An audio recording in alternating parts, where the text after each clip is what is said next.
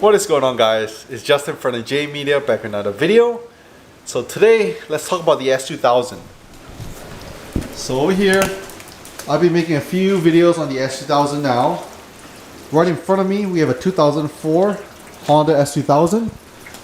And let me clarify it. No, this is not my car. This is actually my boss's car that he's lending to me as a loaner. But if you guys have been up to speed on my videos, you know this is one of the cars that I've been wanting for a few years now. Let's talk about this car. So with S2000s, you can break them down to two different categories. The Ap1 and Ap2. So two different generations. The Ap1 was made from 1999 to 2003. The Ap2 was made from 2004 to 2009. And the main differences would be like the motor. Ap1, which is the first generation of the S2000s, has the high revving F20 engine, so 2 liter naturally aspirated that revs all the way up to like 9,000 RPM. In its time, it was one of like the few motors that made the most horsepower per liter, so that was pretty cool. High revving red line, super fun to drive. Versus the Ap2 has an F22 motor, the 2.2 liter naturally aspirated motor. Gives a little bit more torque down low. RPM is a little bit lower on the red line, about like, correct me if I'm wrong, like 8400 RPM, but still pretty high red line. Just both really fun cars. I'm still learning about the S2000. Like I said, I'm not an owner of an S2000, but I've driven quite a few. I've driven this, which belongs to my boss Long.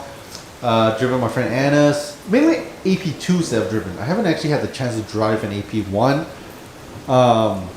But yeah, let's check out the interior of the car, the under the hood, and let's talk more about this car.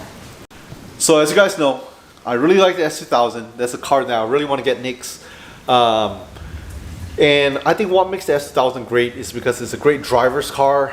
And by driver's car, I mean a true sports car built from the factory, from the manufacturer. If you guys know Honda, Honda usually makes your economy cars like Honda Civics, Honda Accords, more family-oriented cars. They don't really make so much sporty cars. But the S2000 is one of the few sports cars that they make from the factory. I say that because it's a 2-seater, 2-door car, rear-wheel drive, manual transmission, and I think that makes a true sports car. I've always had economy cars that are modified, which is cool, but I just wanted to own like a true sports car, if you know what I mean. Besides the S2000, there's the NSX, which is kind of like that naturally aspirated, you know, manual transmission. They made the auto as well, but rear-wheel drive. So yeah, I think the S2000, like I said, is a more affordable sports car from Honda. Some other cars around the same recipe from other manufacturers are like the Mazda Miata. You can look at like a Subaru BRZ, Scion FRS, Nissan 350Z, Nissan 370Z. So all those cars are 2 doors, 2-seaters, rear-wheel drive, come in manual transmission. But why I like the Honda S2000 so much? Well, firstly, it's convertible. So you can say Miata is convertible as well. That's true. I like that it's high revving. Power-wise, makes right around like I think 240 horsepower. So pretty good power from the factory. Even though the car is almost 20 years old now, I think it's still a great car, aged really well. So yeah, let's go ahead and step inside right now. Okay, so let's step inside the interior of the Honda S2000. So this car has been modified. By no means is a stock. It's an aftermarket Momo steering wheel. One thing that is super ahead of its time. So the key to switch it on, you turn your key, but it has a push to start. So back in 1999, the fact that it came out with push to start was pretty awesome. I also love the digital gauge here. You know, usually back in the day your tachometer is your standard one, but this one is like as you rev, this bar kind of goes up, so that's pretty cool. Like I said, this is an Ap2. I'm not sure Ap1 in terms of interior how different it is. It says Honda S2000. Usually you have your OEM stereo here, but this has been replaced with a Kenwood aftermarket stereo. Shifter, you have your 6-speed manual transmission. Throws are super short in the S2000, really sporty feel. Let's see, e-brake. Oh, Ap2 does come with cup holders for 2 cups. I heard the Ap1 does not come with any cup holders at all. The convertible roof is just this little knob here, super easy, super quick, on and off. You don't have any glove box because, you know, race car, more leg room. But what you do have is a storage bin right here, as well as up here. So a little stuff for storage. Let's see, it's pretty simple in the S2000. It is a driver's car. Like I said, right now I have the top down, you know, rear view, window visors, all that good stuff. But yeah, let's go ahead and fire up the car and show you guys some more stuff.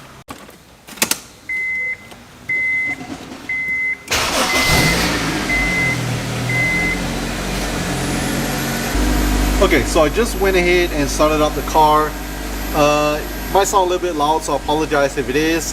I heard that this car actually still has the OEM exhaust, but some work has been done to the piping. From what I heard, I think they took out the S loop, but it is essentially still a stock exhaust, just that it's been modified. So you have all your audio controls here, volume knob up and down here, cruise control. Even though it has an aftermarket steering wheel, he kind of put some stuff like the, I guess, cruise control buttons over here. Your climate control AC knobs over here. So everything's very like focused on the driver. On the passenger, not so much. Nothing over here except for your little AC vent. I really like I said, it's a driver-oriented car. Give it a little rev here. As you can see, it still sounds pretty loud. Let's see what else we have here. Let's go ahead and put the top up and show you guys how it works. So just put that, push it and hold. The top comes right up. And all you have to do is grab this little guy, push it up, grab this little knob, push it up, and there you have it. And of course, wind up your windows. Oh, and if you guys are wondering why the red seats are here, they're kind of bright. These seats are actually the OEM stock seats, just that it has been reupholstered. So what Long did was he took apart the whole leather. It used to be black in color and redid it with the red. S2000s have different interior options. This one has the black and red interior, which is super cool. Black and red door cards, black dash, black seats. I think the best interior color is the black and red combo. Some of them come all black. There's also one that comes all blue. If you guys get like the Honda S2000 Cr, which is, I guess, the most, I guess you can say, rare one to get. CR stands for Club Racer. I believe it's produced back in 2008 and 2009. So the last few years that the S2000s produced. I believe only a limited production, were produced. Essentially, it's the same motor and everything, but you have like the CR front lip, you have a small CR wing, you have a hardtop that comes from the factory, the CR hardtop. The seats are a little bit different in design. Some aero packages here and there, but yeah, if you do find a Honda S2000 Cr, they're still pretty expensive. I've seen examples here in the United States for like 40 to 60,000. S2000s have been appreciating in price as well, just going up. 3 years ago was when I first decided I wanted to get a sports car. I was, like I said, debating between like the BRZs, 350Zs, S2000. After a while doing more research, there was no questions asked. S2000 was the answer for me. If you compare the other two cars, they are depreciating in value, and I think for the money you spend and for the quality of parts, the S2000 I think is the best driver's car among those options. For the power, even though it's older, I think it's still a great car. It hold up well. 3 years ago when I was looking for one, my budget was around 15,000. That's an average price. Now, if I want a pretty clean one, 25,000 is what you're looking to pay. Back then, I remember seeing like Ap1s with higher mileage, not so good condition, going for 9 or 10,000. Now, even not so good condition, higher miles, like 160,000 miles, still going for like 15 to 17,000. So I did make a previous video talking about the S2000 that I want, my next project car. I'm I want a Formula Red one, and I want an AP2 preferably with below 100,000 miles. So right around 25K sounds about right. And here's how the S2000 looks with the soft top up. So yeah, just your standard black soft top. Car's a little bit wet because I took it on a drive earlier. Let's pop the hood now and show you guys. So underneath the hood is a little bit modified as well. We have a carbon fiber cooling plate here above the radiator, coil red radiator, radiator cap, K&N intake. So small little mods. And with your typical Hondas, like Honda Civics and Accords, usually your motor is mounted this way for like the K series motors, B series motors, and D series motors. But with the F series motors, they're mounted this way, this rear wheel drive. Like I said, this thing is a bunch of fun to drive. One thing, the front of the car is really long. If you look, the fender is really long. It does have some aftermarket parts. You can tell the wheels, we have some RPF ones with some sticky Hankook tires. But yeah, other than that, the car is fairly stock. Besides that, mild exhaust modification, some intake, wheels, suspension, it's lowered on coilovers, small little modifications here and there, but otherwise the car is relatively stock. Yeah, I think the S2000, like I said, looks great. This one has a front lip added to it, but there's just so many mods you can do to S2000 since the platform has been out for quite a while. I already have a vision in my mind on how I like to build it, and like I said, I've already collected some parts for my future S2000 build, so I'm pretty excited. Yeah, it's just finding the perfect one for me. And I hope you guys like it. I hope you guys like the S2000. I hope you guys like the S2000s because I'll be building one pretty soon, like I said, and I'm really excited. I want it to be pretty much just like my Mitsubishi build, where it's an all-out build, no expense spared. This build is a dedicated show car build that I bring to car shows. I don't really drive it much, but with the S2000, I wanted to make it a little bit different. I wanted a car that I could take to shows, that I could take to track days, that I could have fun with. It's a great fun driver's car, so I definitely want to drive it as well. With this car, there's so many rare parts, and it's sitting pretty low that I'm pretty afraid to drive it and break stuff on it. But yeah, here's the Mitsubishi build, and right now we have it parked in the garage with my Turbo Lancer as well as my brother's Mark V Supra. But yeah, great car. And let me show you guys the trunk space.